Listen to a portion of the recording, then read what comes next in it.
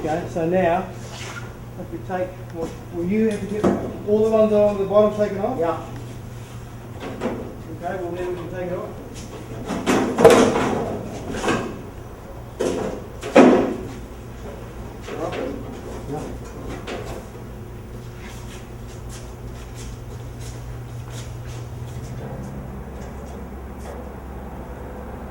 Get that guy starboard. Yeah, yesterday after we'd taken the shell off, we decided we needed to clean the corrosion off the inside, and as we're cleaning the corrosion off, I came across this bit of writing here, and it's actually a signature. Yeah, Michael Gale Black, who the heck would ever think he'd actually sign the car, but there it is, boy, you can't mistake that. Yeah, February 1966. But the interesting thing was that we wouldn't have seen it if I hadn't acided That's that. right. It didn't take off the remnants of what he wrote it was.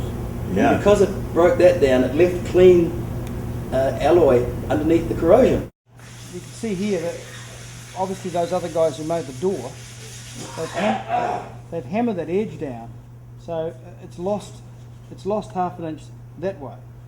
So we need to straighten that out and bring it out, and that'll just bring it back to here, which it all helps too because it's lessening that gap, which I was concerned about because the bubble needs to be cut where the door finishes. So the more we have of the front bubble, the better it's going to look, and the less weight on the door, swinging on the door, because the bubble's cut off.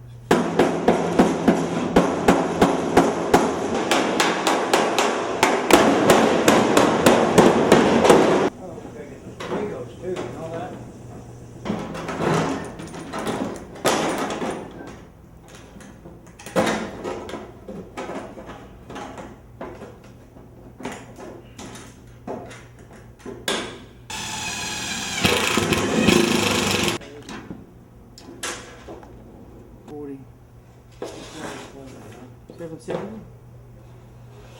Yeah. Look at that. Look at that. Look at that, man.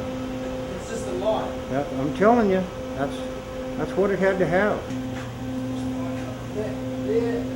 I think we're fine. I think we're fine, Willie.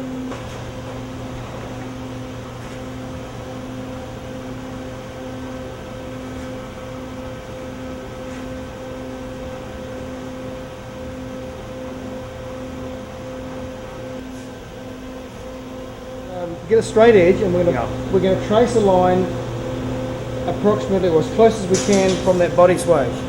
Okay? How does that look? Well, you know, Torque Choker just has had all that damage.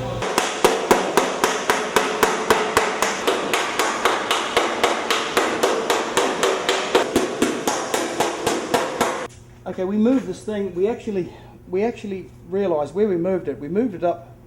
Here's a mark here, so we've moved it from that point there to here.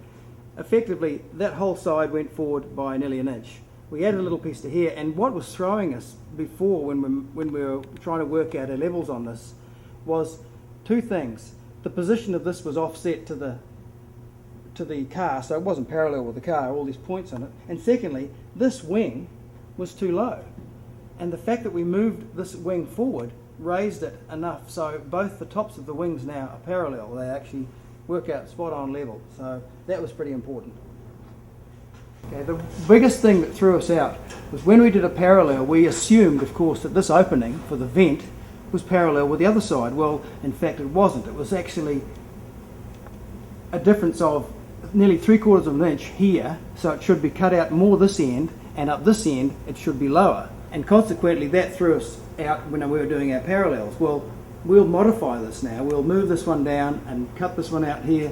So our distance there to the door opening on both sides is the same, and now we've got a car that's parallel at every point. The last couple of days we've been spent really taking the body off by half and then putting it back on again and getting the measurements right. And we found that the one side of the car was short by, or in a different position by about nearly an inch and a half, wasn't it? About an inch and a half? Mm-hmm. Yeah.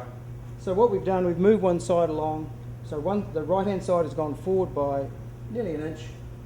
And then the other thing we've tried to gain, once we've got it all parallel and then got our levels through, which we've done, and we put the bubble on, got that sitting in position, And now the front, we've lowered that front down so the swage line through the whole car is parallel, because before the nose went up like a shark's nose and the bottom scuttle was actually thicker than the top half of it, which looked wrong. It looked as if it was a bobsled. Not all of the fault is with Bill's assembly. I think part of it is legacy of other people doing things on it and mucking around with it and changing it as they wanted to change it after Right. Bill lost touch Right. with it. Yeah.